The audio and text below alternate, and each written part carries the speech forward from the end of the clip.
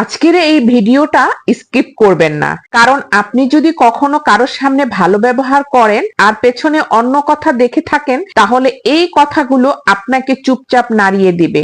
কিছু মানুষ আছে, সামনে এলে এত ভালো মনে হয় ফ্রিজে ঢুকিয়ে রাখা উচিত, আর পেছনে গেলে ভাবেন এই মানুষটাই কি ওই মানুষটা। হ্যাঁ, আজ কথা হবে এই টু ফেস মানুষগুলোকে নিয়েই। আমাদের জীবনে কিছু মানুষ থাকে টু ফেস, মানে সামনে এলে ভাই আপনি তো অসাধারণ, আর পেছনে গেলে ওই লোকটা, আরে ছাড়েন তো। মজার ব্যাপার কি জানেন, এই মানুষগুলো কিন্তু শত্রু না, খুব কাছের মানুষই হয়।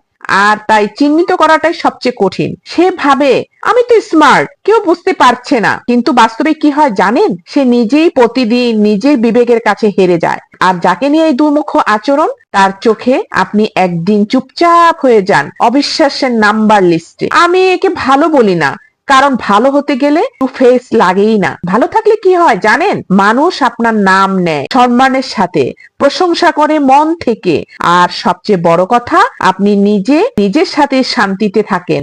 এখন আপনি ভাবুন, লাভটা কোনটায়, চুপচাপ দুষ্টামিতে নাকি খোলাখুলি ভালো থাকায়?